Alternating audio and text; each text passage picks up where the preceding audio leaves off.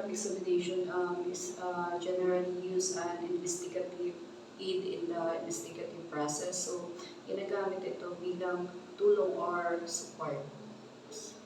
It also used to verify if the statement of the victims and complainant establish the credibility of witnesses, evaluates the truthfulness of the suspects. It is also used for pre-employment screening and loyalty check of personal security risks such as leakage of information and counterintelligence, infractions of criminal law, misconduct, and using medical measurements. So, what is the ultimate objective of conducting polygraph examination?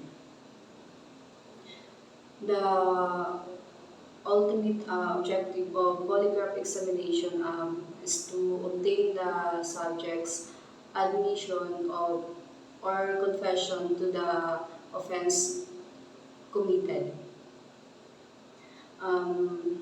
Objective of the conducting polygraph examination, admission, it is a statement of fact by the accused which do not directly involve acknowledgement of guilt in committing or having participated in the commission of an offense. It is only referring the acknowledgement of fact, only a partial both admission and conviction about sa pag-amin. Ang pinagkaiba lang is the admission, umamin ang accused, pero hindi directly na umamin na siya ang may kasalanan. Halimbawa, sinabi na andun siya nung nangyari ang crime. Yung confession naman, a declaration made by a person voluntarily, stating or acknowledging that has committed or participated in the commission of a crime. So, it referred to a formal statement which is the accused is inamin niya ang kanyang kasalanan or the guilt.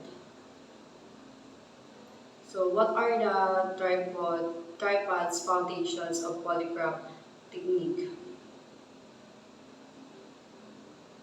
The mechanical basis premise, ang focus dito ay ang polygraph machine.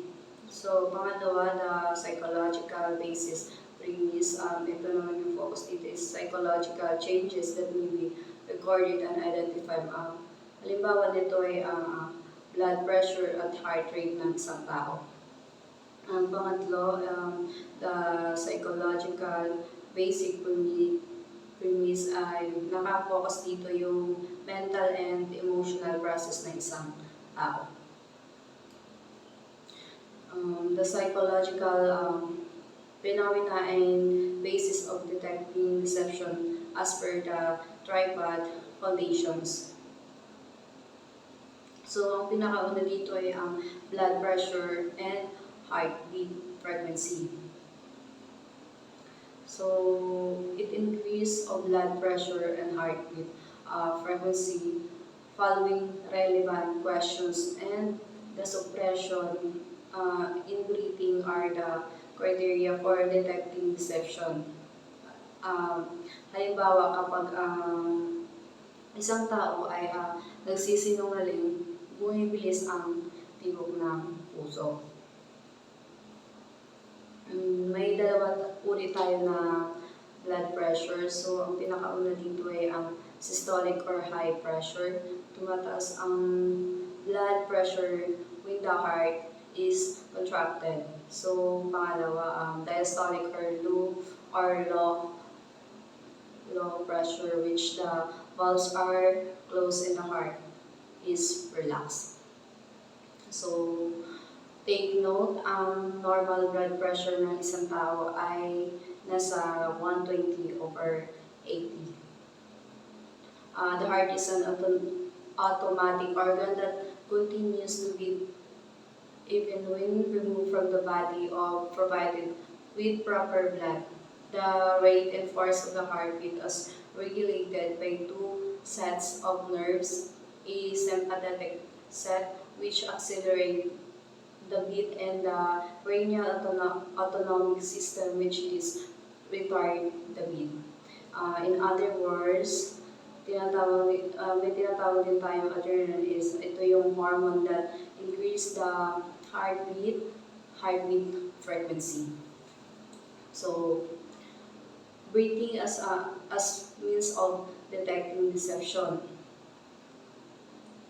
So, it is consists of two steps, inspiration or inhalation caused by the construction of the diaphragm and expansion of the chest cavity that results in the air rushing into the lungs. Pangalawa, expiration or the uh, exhalation, inhalation caused by station of the chest cavity resulting in diaphragm and construction of the air rushing out of the lungs. The psychological phenomena as basis of detecting deception as per the tripod foundation.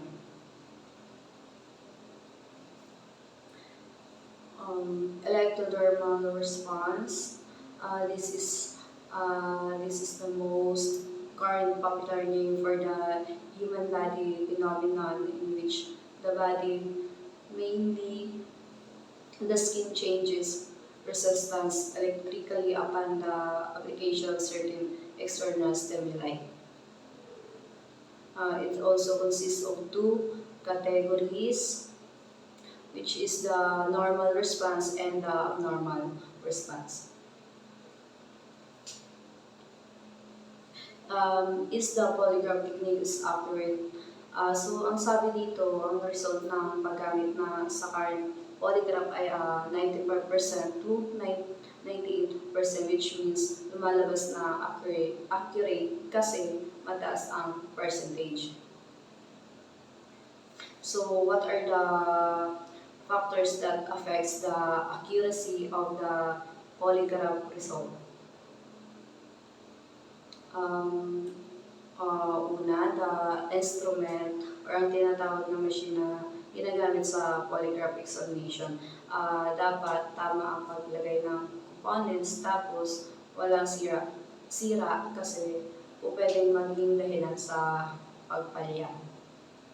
Ang pangalawa naman dito ay the condition of the subject. Dapat wala itong sakit na maaaring maka-apekto sa gagawing examination tulad na lang may sakit sa puso.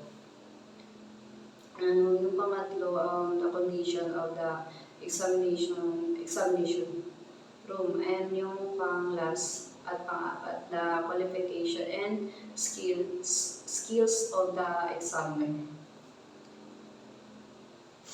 Ito ang isa sa mga dahilan ba't nag-error ang lie detector. Nasa 15% daw sabi dito.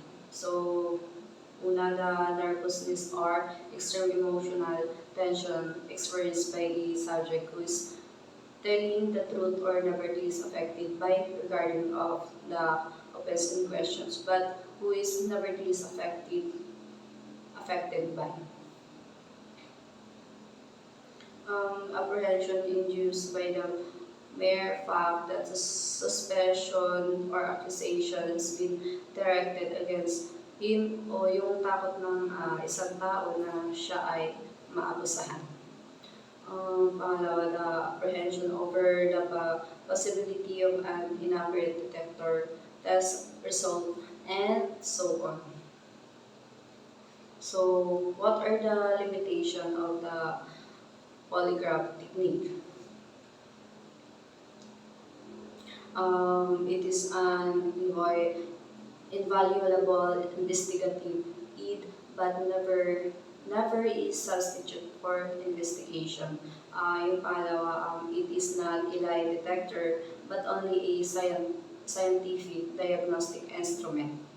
Pangatlo, it is not It does not determine a fact in the request response to that which the subject knows to be true. Pang-apat, it is only as accurate as the examiner is component. Panglima, the test will not be given until enough facts have been established to permit the examiner to prepare a complete set of suitable questions. 6. The test will not be given without the voluntary consent of the subject.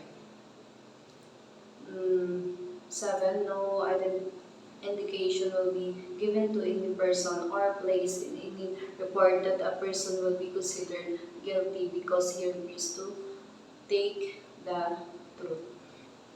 8. A test will not be given until the accusation have been explained with the subject. And 9. No attempt to use polygraph for mental or physical evaluation of any person. 10. And the last one is no examination will be conducted as unfit subject. So what are the barriers to the polygraph examination? First, the pathological liar, yung hindi nila alam ang tama at mali. Pangalawa, mental cases. Pangatlo, persons under the influence of intoxicating liquor. Pangapat, narcotics-related cases. Tapos panglima, the various heart and other organic troubles.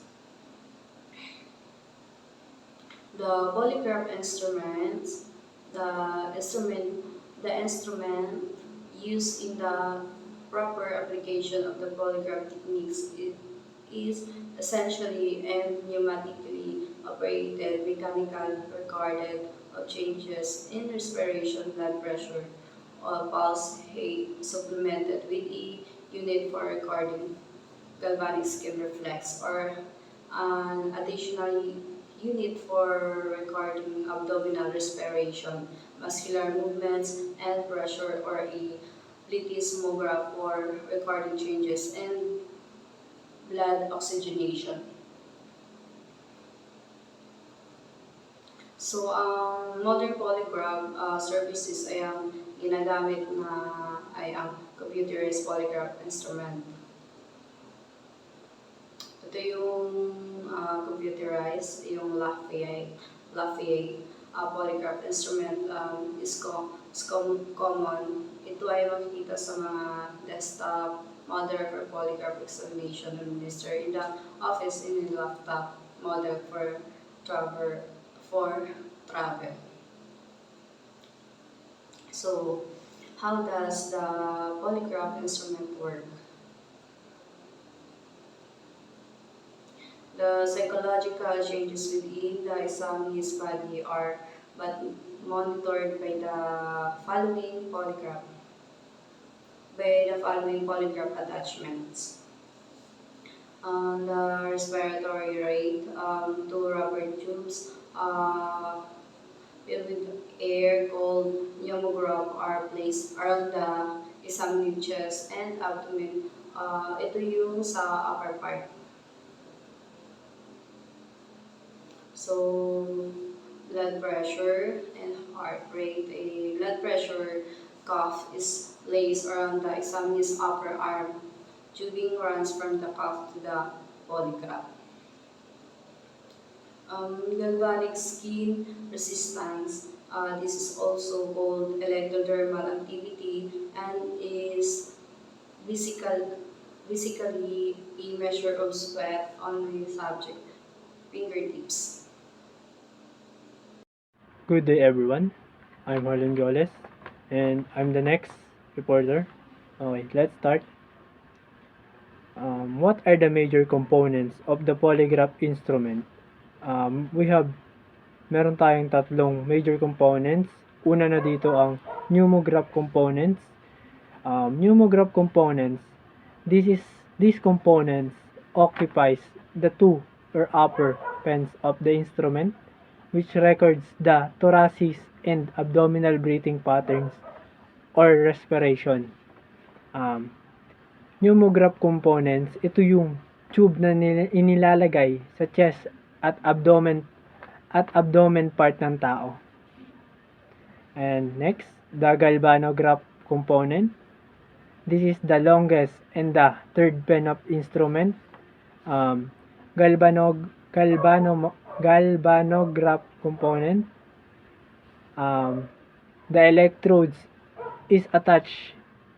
Ang electrodes ay nilalagay sa index finger at ring finger sa left hand. And next, we have the cardiograph component.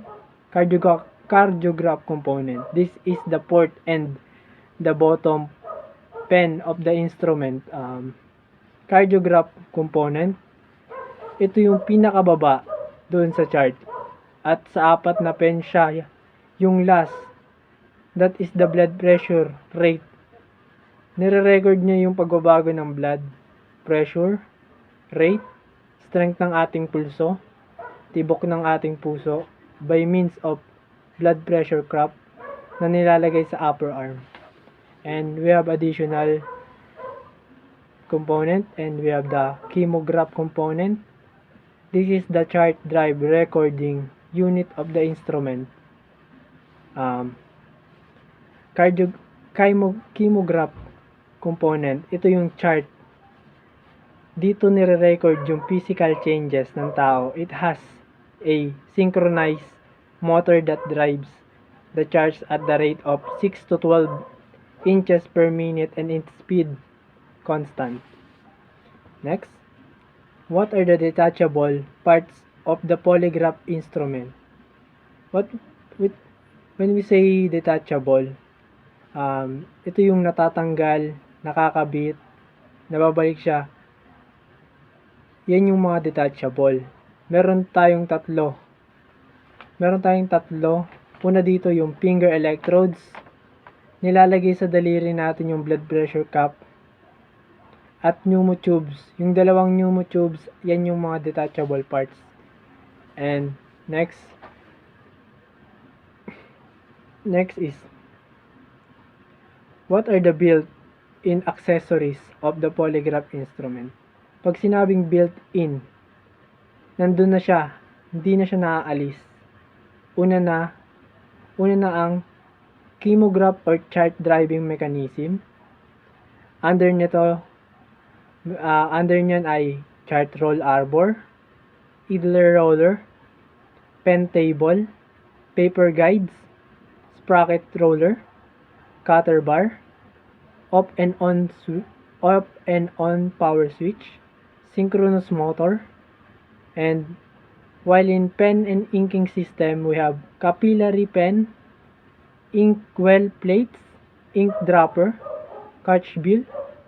Then in pneumograph section, we have rubber jellos, beaded chain, rubber flexible tubing, pneumograph tube connection, pneumograph connecting tube, pneumograph distributing ink, pneumograph pipeline, bent bulb and bent bottom, tambour, assembly, sphygmomanometer, resonance control.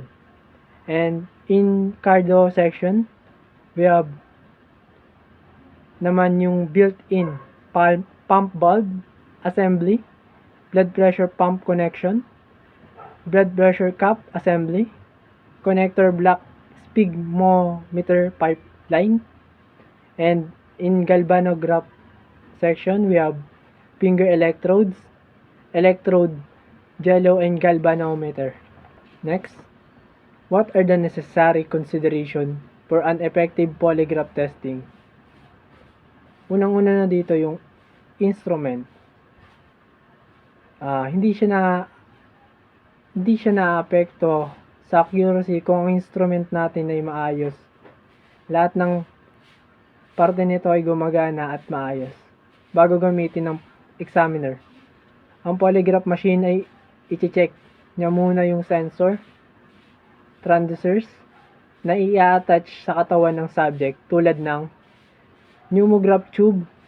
Pneumograph tube, ito yung beaded chain. Blood pressure cuff, nilalagay sa upper right or bicep. Finger electrodes.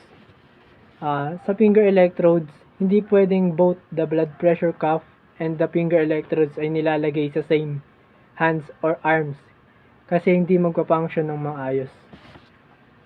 Then, we have pen lifter. Pen lifter raise or lower pen to 3. And chart drive module.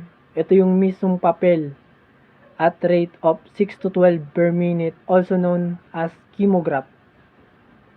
Then, paper tear bar. Ito yung nagkakat o pinuputol niya yung chart. Next is the mechanical pneumo module. Ginagamit naman ito for recording part of mechanical pneumo channel. While galvanic skin reflex module, nare-record naman ito yung part ng galvanic skin reflex. Then, mechanical cardio module, nare-record yung part ng mechanical card module. Then, chart drive roller lever, lips chart drive roller for paper change and chart removal. Then, sphygmomanometer dial, reads operating pressure of cardio channel. Then we have pneumo 1 tsaka pneumo 2. Pag pneumo 1, pneumatic connection for upper or the thoracic pneumograph. While in pneumo 2, pneumatic connection for lower or abdominal pneumograph. And we have cuff connection for cardio channel subject, cuff tubing. Then we have pump connection for hand, pump used in inflate subject, cuff. Then we have centering control, position pen on chart rotating clockwise, raise the pen. And we have sensitivity control. Sensitivity controls determines the tracing size. Amplitude, rotating clockwise, increases size, while counterclockwise, rotation decreases size. And we have the GSR mode switch, selects the operating mode for GSR channel manual or automatic. And GSR input connector, accept plugs from GSR subject, attachment cord. And we have cardio lock lever. Cardio lock lever immobilize mechanical cardio mechanism when not in use. And we have bend performs bending function on pneumatic system. Next, the instrument should also familiarize himself with the control mechanism of the polygraph instrument. And we have resonance control. Resonance control ginagamit to allow you to clear up or make a better pattern when you have too much pulse pressure of the subject. And we have hand electrode. Hand electrode, this is the fastened to the hand by a stretch band. Function is to make electrical contact with the subject. And we have the panel control to allow the operator to control or adjust the operation of the galvanograph. I'm Alex Shimul G. Coresis, third year student, BS Criminology. Control of cardio seismograph section. Meron tayong tatlong parts, I think, tatlong section ng seismograph. So, the number one is the manual centering knob, bend bulb, then resonance control. So, the manual centering knob is used to place cardio in its proper place on the chart. Then, the bend bulb, it is used to left atmospheric pressure into the system and used to release pressure, all of part of the pressure. So the resonance control is used to decrease the amplitude of the cardio tracing and used to sharpen the diacrotic notch. So dito sa resonance control is meron tayong papel or the papel na kung saan siya yung nagbibigay ng pressure dun sa diacrotic notch. Then the bend valve, actually, it is used to let atmospheric pressure. So, ito yung parang siya nagbibigay or nagre-release ng pressure para gumalaw yung tinatawag natin dito bend valve. And the next is control of the pneumograph section. So, meron tayong dalawa, which is the manual centering knob and the bend. So, unahin natin yung manual centering knob. Used to position baseline of the pneumotracing on the upper heavy horizontal line, which is the bend naman is bent down. The system is closed and non-operative. With the bend up, the system is open and ready for use. So, yung manual centering knob, siya yung ilalagay natin sa position, which is ilalagay natin siya sa baseline. Then, siya yung magbibigay ng heavy horizontal line dun sa pneumograph. Then the bend naman is siya naman yung magbibigay ng siya yung magbibigay ng with the bend up is pwede na siyang gamitin, o ito na yung ibig sabihin dito na ready to use. Then uses of the bend is to, number one is to stop the bend between the test and to prevent possible tambour assembly. So siya yung nagbibigay ng parang to stop the pen, and then to prevent pen from possible jam by moving up or down. So yung bend is siya yung parang dito ano pa pwede natin example dito. Siya yung nagbibigay ng kumbaga sa pressure, then sa chart mo. Pagka yung pressure is nag-i-stop or lumalakas, siya yung bibigay na up down na moving dun sa mismong tinatawag natin na chart. I think chart kasi parang yun yung pinaka ganun siya. Then to stop pen during the tube adjustment. So yun, to assist in gaining amplitude, then to let atmospheric enter into the system. So the next is the examiner. The examiner is a basis to all that has been said with regard to the utilization and accuracy of the polygraph technique. It's the matter of the examiner qualification and skills. An examiner just be intelligent person with reasonably good education background, and preferably college degree yung natapos niya. It should have an intense interest in the work itself, a good practical understanding of human nature, and suitable personality traits which may be evident from his otherwise general ability to get along with people and and to be well liked by his friends and associates.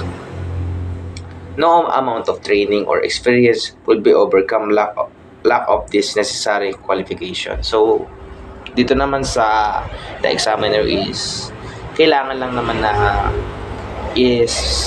may alam sa about polygraph technique, and then meron siyang a lot of skills about dito sa polygraph technique, and then kailangan is college degree and good educational background yung examiner. So the next one is the subject. The subject is generally, there are 3 types of subject for polygraph testing, which is ito yung suspect, the victim, victim of complainant, and then the witnesses. So dito is kailangan lang man yung mga subject natin is na gagamitan na natin ng polygraph examination is yung tatlo, which is the suspect, the victim of complainant, and the witnesses. The examination room. The examination room is importantly considered for effective polygraph testing. The condition of the room must be as allows. Ito. The number 1 is the lie detector test should be conducted in a quiet, private room. Siyempre, kailangan tatahimik lang na lugar, then hindi siya overcrowded ng tao na kung saan may kagaya nito, may dumadaang kasakyan kasi hindi naman talaga to quiet room. It's malapit lang tayo sa tinatawag nating daanan ng sasakyan. Then next one is a room with none PF, the usual police surroundings, and with no distraction with the subject view. So especially alam naman natin yung quiet room is tago siya, then hindi pwedeng may mga tao na nandun na hindi naman involved dun mismo. Siyempre yung alam naman natin sa palabas minsan, diba? Bigyan na natin idea sa palabas na dalawa lang talaga sila, which is the suspect and then yung nagtatanong sa polygraph. Minsan tatlo pa nga eh. Tatlo yun. Hindi talaga pwede yung ibang tao doon sa loob. Pwede naman, kaso nandun sa may labas, which is dun yung parang mirror. And the next one is a room without any windows at all. Eto na yun, yung without windows. Yung iba is wala talagang bintana. Salamin lang talaga. Salamin yun. Yung salamin na yun yung mismong bintana. Para hindi kasi, bakit kasi kailangan ng salamin, hindi mismo yung tao. Kasi para hindi siya ma-distract. Ganun lang. Para sa akin. Pero yun naman talaga yun. Then, the interrogation room should contain no ornaments, picture, or other object which should distract the attention of the person being tested or interviewed. So ito nakalagay naman dito is the room shall be no ornaments, picture like this one. Ito gaya nito, hindi pwede no sa interrogation room kasi maaaring makapag-distract yun sa taong ni-interrogate. So, a room free from noise such as the ringing telephone or the conversation of person outside the examination room. So, ito rin yung hindi pwede yung maririnig yung sa mga pag-uusap sa labas. Like, may tao doon, nag-chismis, pinag-uusapan no? Tapos, yung sa naman, sa kachat mo yung baby loves mo, syempre kailangan mo mag-reply. Above mo yun. Pangalawang above mo. Tumutunog yung cellphone mo na. Siyempre, makakapag-cause din yun ng distraction. Then, the presence of other officers or other spectators in the room itself may be produce disturbance and distraction which will be interfere with with satisfactory diagnosis of deception. Hence, this should be also be avoided. So, yun din. The next one is the adequate ventilation is needed with the comfortable temperature. If a glass window is needed for this purpose, it should be installed facing the subject, and the lighting should be not be excessive. So, then dito naman sa sinabi dito is pwede pa rin man maglagay ng ventilation, and then kaso pwede rin siya makapag-distract ng tao no? Pero pag wala namang ventilation, sobrang init sa loob. And then there should be a observation room adjacent to the examination room, as the psychology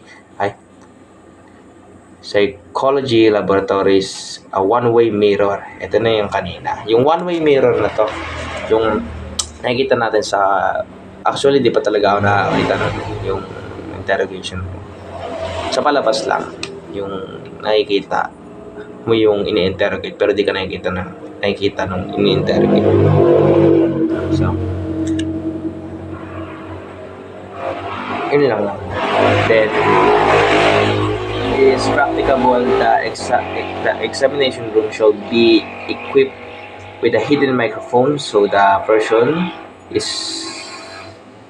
observation room may hear the questioning as well as witnesses what take place in the examination room.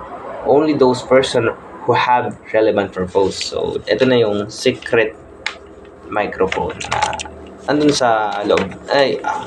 Pinala na nasa loob, pero hindi makikita nung ini-interrogate. Dahil hidden microphone, hidden cameras, well, parang ganun lang din. Pero alam ko not allow yun sa interrogation room. Kaya sabihin na natin nasa window ka sa labas, then nakikinig ka, psychology, keme ka. Hindi pa rin allow yun. Pero pwede kayong makinig ka as a witness. So, dagdag natin dito yung since the test must be conducted under the conditioning of privacy, in order for the examiner to safeguard himself against the possibility of subsequent execution, misconduct, either physical abuse or sexual abuse towards a female subject, a secretary, preferably female, in the observation room should be designated for this, will be afford the protection as to the female subject. So, dito naman is allow naman na kailangan yung female subject as secretary, preferably as a female din. Then, the observation room should designed for the will be for protection as the female subject. Then, moreover, the additional advantage to the observation room, a subject police custody can be watched by his guards to prevent escape, and the viewing may afford protection to the examiner from physical harm and against to the damage of instrument by subject in attempt to spoil effective examination. So, nakikita naman natin yun sa example rin natin sa mga palabas. Yung ine-interrogate mo sila, may mga nagwawala, may yung subject is nagwawala, yung mga ganun. And then meron namang nananakit, sinasaktan nila yung tao na nagtatanong lang sa kanila, which is yung interrogator. Then meron naman sa part naman ng interrogator na parang nagbibigay siya ng threat para lang sa sa protection ng subject. Pwede rin naman siyang mapanood ng pulis kung paano pa siya tinitreat. So, tinitreat nung interrogator kung tama ba talaga yung pinagsasabi niya doon or keme-keme lang ba. para umamin yung subject natin. So, the last one is the other considerations. Yung una is, since the test must be conducted under the condition of privacy in order for the examiner to safeguard himself against the possibility of subsequent execution of misconduct, either physical abuse or sexual abuse. Like sinabi natin kanina, yung sa para makita din sa babae, di ba? Kailangan female yung tatanong, then may privacy para sa babae. Then ganon din naman yung sinabi dito sa other consideration. So, nag-a-adjust tayo is ito. What is a usual duration of polygraph testing? Ano nga ba? Ilang oras? Or ilang oras ba? Minuto ba? So, polygraph examination normally takes from 1 to 3 hours. So, matagal din pala na pagtatanong, parang thesis lang. Parang depends. Then, depending on the purpose of the examination as well as the subject attitudes and any other factors that causes lengthy examination. So, the next one is the examination sometimes may be very short to the confession of the subject during the process of the test, or maybe prolonged when an examiner seeks to the resolve inconsistent or inconclusive patterns of respondent. Then the next one is the actual questioning aspect of the examination, which may be repeated 3 or 4 times and lasts no longer than few minutes. Such each question limits may be set in some cases because the blood pressure cuff can be inflated for 10 to 12 minutes, causing the subject undue discomfort. So, dito naman is hindi naman kailangan mauulit lang yung tanong ng 3 to 4 times.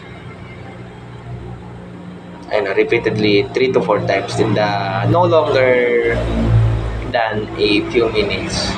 Kailangan matapos agad yung tanong na yun kasi may nakakabit sa kanyang tawag natin dito, blood pressure cuff, kung saan mahigpit din yun. Sobrang tagal din nun. Hindi mo na magugustuhan yung mararamdaman mo talaga, like mangangawit ka or manhid na siya kasi hindi ka na komportable dun sa tao dito, doon sa may blood pressure cuff. The pre-test interview. This is the stage of interview of the subject. The primary purpose of the pre-test interview is to prepare or condition of the subject for the test. The following should be taken consideration. The appraisal of the subject's constitutional right. Obtain subject's consent to undergo polygraph test by signing a statement of consent. The taking personal data of the subject. Determining his or her suitable as a subject. Evaluating the psychological preparation of the subject. Informing the subject of his involvement with the case. The following rights of the subject must be informed clearly to him or her. The right to remain silent. Anything he or she say may be used in a favor or against him or her. The right to have a lawyer of his or her own choice. Right to refuse.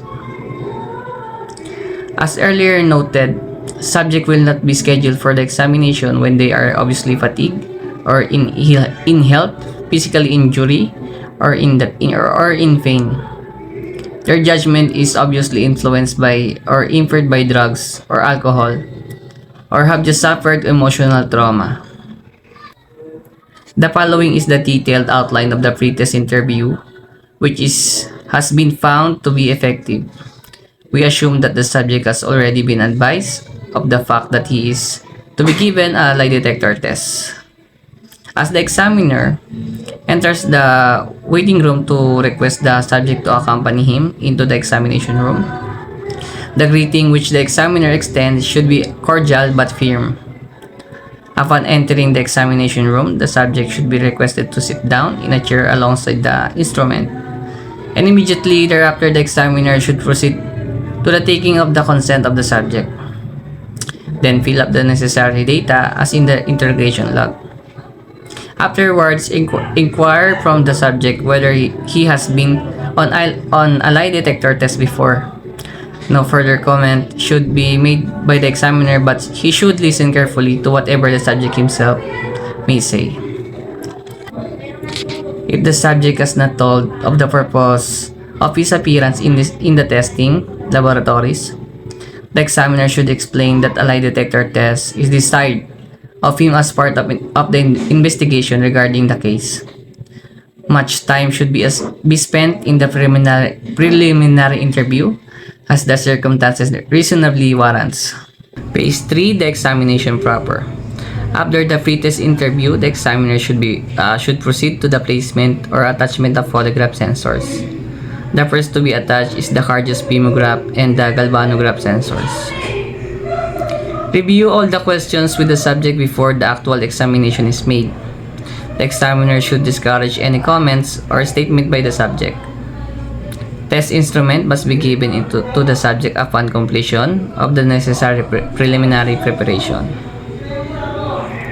The instrument is attached to the subject then. The blood pressure pulse cup is wrapped around the subject's upper arm or bicep, and the pneumograph tube adjusted around the chest and abdomen. The cup is then inflated to a point approximate midway between the systolic and diastolic blood pressure. That is midway between the pressure produced by the output action of the heart and the maintained at the time of the heart's intake action. The synchronous motor carrying the paper upon which blood pressure, pulse, respiration recording are made is the set in motion. The motors being too timid that the paper moves along the rate of 6 to 12 inches per minute. Then 10 to 15 seconds after the instrument has been set in motion, the ink-filled pens of the instrument are fermented to meet their blood pressure, pulse, respiration, placing before the question are asked of the subject.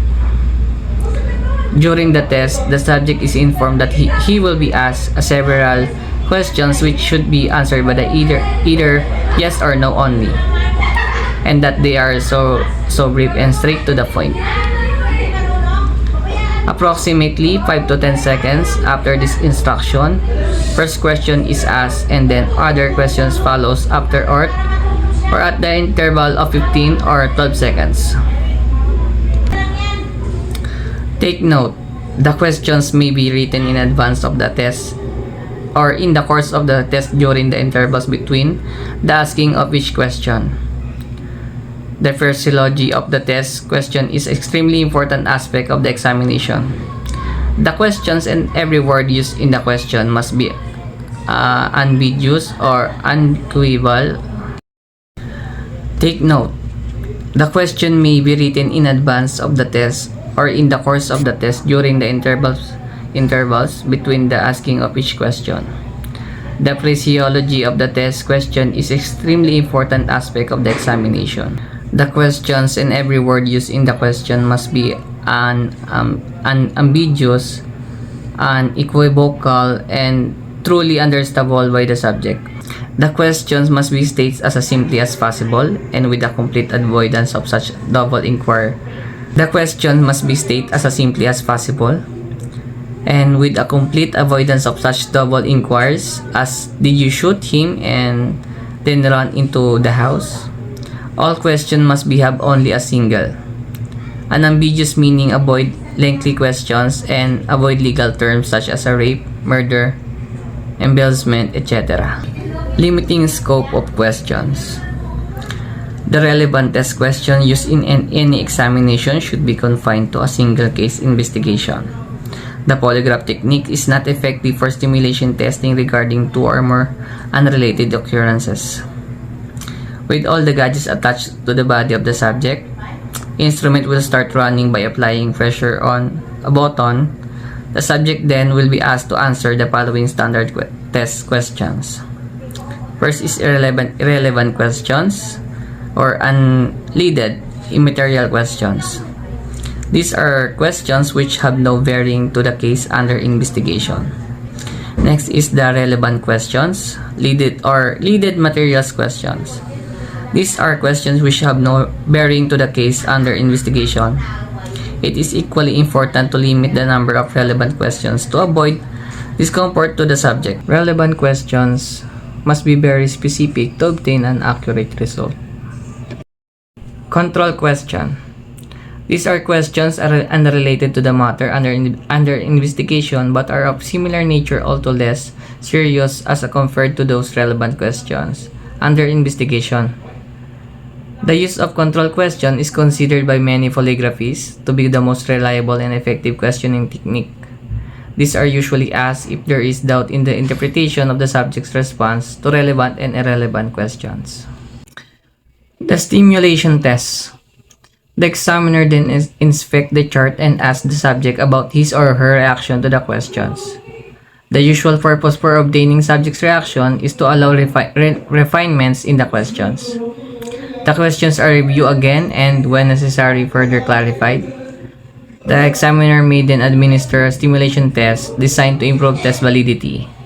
The examiner will then continue to test and obtain 2 or 3 more charts in the same way. The examiner may use the other stimulation tests between charts and different questioning techniques to record different charts. Different questioning techniques may then be used based on information revealed by the subject. In most techniques, any new questions will be discussed with the subject before being asked. Polygraph examiner typically conduct what is known as stimulation or STEAM tests, designed to further convince subject for the accuracy of the polygraph examination. Stimulation tests are intended to reassure truthful subjects and provoke anxiety in deceptive subjects. Their effect should be to increase differential responses of deceived and non-deceptive subjects to different questions in the examination. Stimulation test increases the validity of polygraph examination. Although not actually a part of pre-test, stimulation tests can be given either before the first actual set of test questions or after the first chart has been recorded. The most common STEAM test is a number or card test.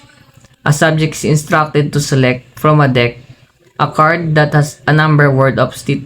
The most common STEAM test is a number or card test. A subject is instructed to select from a deck a card that has a number, word or suit on the back, or to write a number within a certain range. The examiner then may repeat a range of suits, number, or a set of words asking the subject if each is the concealed item. The suit number or word that is actually the concealed item is composed to provoke the greatest physiological response. Often the examiner will show the subject the polygram to further convince subject of the instrument's efficacy. Obtain blood pressure tracing. Pen balance is critical. The pen is to be held on paper by friction. Inflate pressure until you reach subject mean pressure. The mean pressure is the midway between the systolic and the diastolic is the lowest pressure. In order to get the arithmetic mean pressure, add the diastolic and systolic and the sum divided it by 2. To get the geometric mean pressure, plus diastolic, watch your SPY dial when inflating the pressure for maximum deflection. Obtaining pneumograph proper tracing. Observe subject for point of maximum chest motion. Place tube as a point where maximum motion is observed. The tube must be smooth. A tube that is too loose will result in the distorted pattern. A tube is too tight will be uncomfortable and distort the pattern. Obtaining pneumograph proper tracing. Observe subject for point of maximum chest motion. Place tube at point where maximum motion is observed. The tube must be smooth. A tube that is too loose will result in a distorted pattern. a tube is too tight, will be uncomfortable and distort the pattern with female subjects. The tube is almost always placed above the breast. Some females are abdominal breathers and tubes will have to be lowered. Obtaining proper tracing in the galvanograph. Depending on the model of the instrument, turn power switch from off and on position. When the galvo fan fails to the bottom of the chart, it is then ready for the operation. Obtaining proper tracing in the galvanograph. Depending on the model of instrument, turn power switch from off and on position. When the galvo fan fails to the bottom of the chart, it is then ready for the operation from 15 to 18 seconds after you have turned the switch to an on position. Application of the electrodes to the subject. Position the hands or tip of finger for convenience. Adjust the sensitivity. Sensitivity tests. Have subject take a deep breath or touch subject's ear or neck, or make a quick motion within subject's line of vision. Technical production of tracings. For cardio tracing, the ascending limb. Pulse wave causes an expansion of the arterial wall and an increased surface pressure against the cup bladder, thus pouring air from the bladder through the tubing into the tumbler. The increasing air volume in the tumbler increases pressure against the bellows and forces the bellows forward. This forward movement provides power to move the pen fork in the attached pen in a lateral clockwise or upward direction, pen in a lateral clockwise or upward direction of the chart surface. Descending limb. When a pulse wave passes beyond cup bladder attendant, drop in a surface pressure against bladder, reverses this process permitting the below to return or towards to its original position. This return of the bellows to its original position is transmitted to the pen forks and attached pen as a lateral counter clockwise or downward stroke on chart surface. Diacrotic notch is caused by the minor secondary pulse wave passing under and beyond the blood pressure cup in the wake of succeeding primary wave, which momentarily halts or slow down the decrease in the surface pressure against the bladder, in turn causing a hesitation in the below movement back to or towards its original position. For femotracing, ascending limb, with the expansion of the chest during inhalation, the air capacity in the femograph tube is increased, creating a vacuum within the system, which reduces the internal surface pressure against the below, thus moving the bellows backward, causing a lateral clockwise or upward stroke of the pen. The descending limb caused by the exhalation, thus reversing this process, causing an increase in internal surface pressure against the bellows, thus moving the bellow to or toward its original position and producing a lateral counterclockwise or the downward movement of the pen. For the galvo tracing, ascending limb, it is caused by the decrease of the subject resistance, which throws the established circuit out of balance and modifies the electric current flows through the magnetic field surrounding the pivot movement of the recording pen. In the descending limb, physical cause is caused by a reverse in the subject resistance towards the original position, thus bringing the circuit back to or toward balance against, producing a lateral clockwise or downwards movement of the pen. Mechanical cause is the fine coil springs attached to the pivot mountain pen. Cradle serve as counterbalance for pen for movement either above or below the established base line and assist in returning the pen cradle to or towards the original position. So, what is the standard computing rate? The graph paper is line and spaced in seconds. It is moving under fans at a uniform rate of 6 inches per minute. Rate is kept uniform through medium of synchronized motor.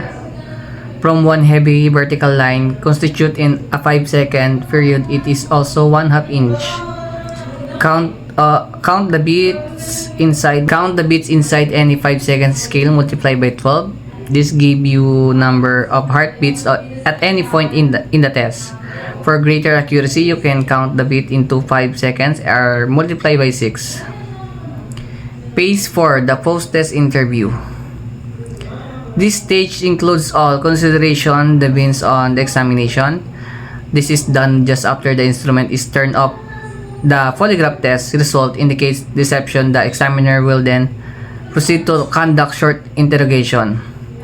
The purpose of which is to obtain confession. However, if the polygraph indicates that the subject is innocent, the examiner will just release the subject cordially and thanks him or her for his or her cooperation.